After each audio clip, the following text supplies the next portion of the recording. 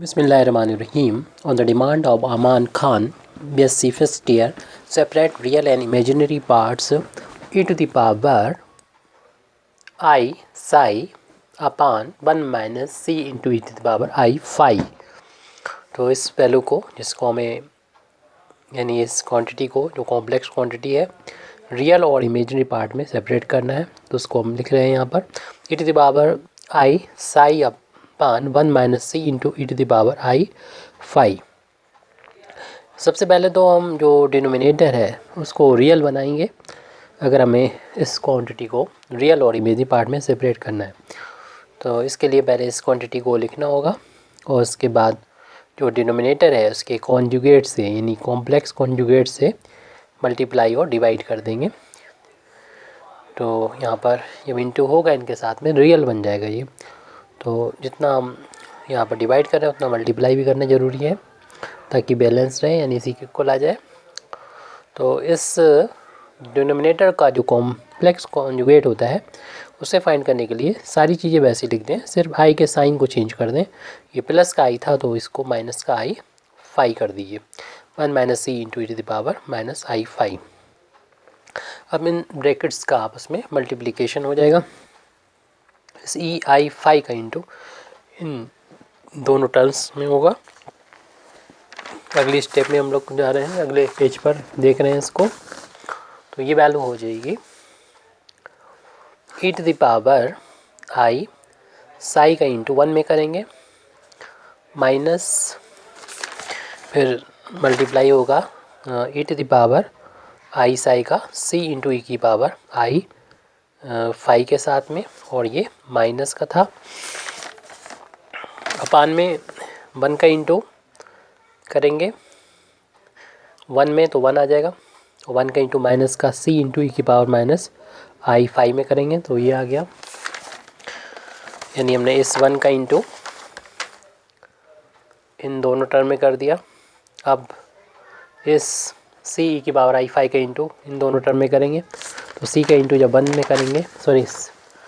जब हम ये माइनस के c e to the power i phi का इंटू आई फाई का इंटू 1 में करेंगे तो ये तो इतना ही आ जाएगा। और फिर इसका इंटू नेक्स्ट टर्म में करेंगे तो माइनस माइनस का इंटू प्लस हो गया, सी इंटू सी स्क्वायर हो जाएगा ई की पावर यहाँ पर तो आई फाई है और इधर e to the power minus का आई फाई है, माइनस का आई फाई है इज इक्वल टू 1 का इंटू करेंगे तो यही रहेगा, यानी e to the power i psi minus c पहले लिख लें यहाँ पर और उसके बाद इंटू बेस ई सेम है इसमें तो पावर ऐसे ऐड हो जाएगी, मींस आई साई में ऐड हो जाएगा माइनस का आई फाई। तो ये चूँकि साइन माइनस का था तो ये माइनस का ही रहेगा। 1 माइनस सी, इन दोनों में से माइनस कॉमन मिल रहा हमको माइनस सी, तो e to the power minus i phi plus हो जाएगी ई की power i phi plus c square e की पावर, ये भी बेस सेम है ई तो पावर ऐड कर दें ई की पावर फाई माइनस ई की पावर आई फाई, दोनों एक साथ लिख दी जाएंगे।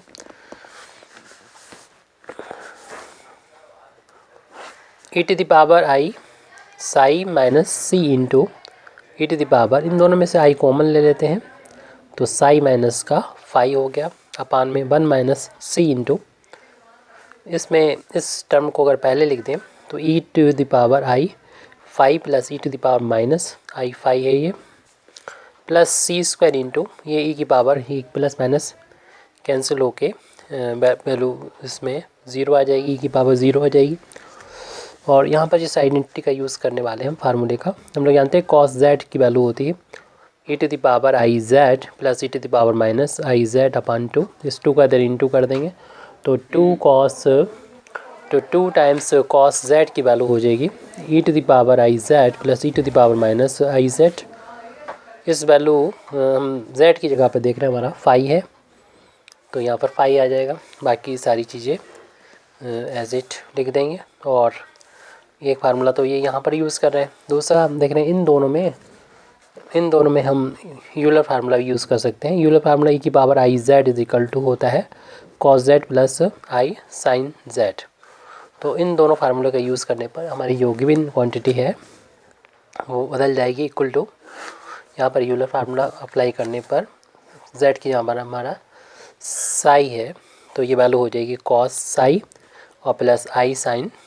साई माइनस सी इंटू ये वैल्यू हो जाएगी कॉस साई माइनस फाई और plus i into sign, Z की जगह पर साई माइनस फाई है तो यहाँ पर साई माइनस फाई हो गया होल अपान में 1 माइनस सी इंटू ये वैल्यू जो है इस फार्मूले के अकॉर्डिंग 2 टाइम्स कॉस जेड की जगह हमारा ये फाई है, फाई आ गया प्लस का सी स्क्वायर इंटू ई इसकी पावर 0 है तो इसकी वैल्यू 1 हो जाएगी। अब यहाँ पर हम इन ब्रैकेट्स को हटा देंगे, सी का अंदर इंटू कर देंगे, इस ब्रैकेट की कोई ज़रूरत नहीं है तो cos psi plus i into sine psi minus सी का अंदर इंटू करेंगे सी into cos psi minus phi और माइनस का सी का इंटू होगा तो ये टर्म माइनस का हो जाएगा i into c into sine of psi minus phi और होल अपान में 1 minus 2c cos phi plus का सी स्क्वायर। अब रियल पार्ट को हम यहाँ पर सेपरेट करके लिख देंगे। रियल पार्ट है कॉस साई और देख रहे हैं रियल पार्ट ये भी है माइनस का c into cos psi minus phi. Real part को एक ब्रैकेट में कर दे रहे हैं और इन दोनों टर्म्स में आई आ रहा, आई को कॉमन ले लेंगे तो आई के ब्रैकेट में जो बचेगा वो इमेजिनरी पार्ट जो न्यूमरेटर है उसका हो जाएगा, पूरे जो हमें कॉम्प्लेक्स क्वांटिटी का करना है उसका ये इमेजिनरी पार्ट नहीं है। आई कॉमन लिया तो माइनस का बचा c into sine of psi minus का फाई, क्योंकि अभी हमारे पास ये डिनोमिनेटर में भी है 1 minus 2c into cos phi plus का सी स्क्वायर। जब हम इसको अपान में ये करेंगे और ये अपान ये करेंगे तब हमारा ये दी गई क्वांटिटी का रियल पार्ट और इमेजिनरी पार्ट आ जाएगा, यानी cos phi minus c into cos of psi minus phi whole upon में 1 minus 2 into c into cos phi plus c square plus i into sine psi plus minus का c into sine psi minus phi और whole upon में value हो जाएगी 1 minus 2c into cos phi plus का c square. तो इस तरीके से हमने गिवन क्वांटिटी को रियल और इमेजिनरी पार्ट में सेपरेट कर दिया। Thank you very much Indeed for listening me. आखिर दावाना अल्हम्दुलिल्लाहि रब्बिल आलमीन।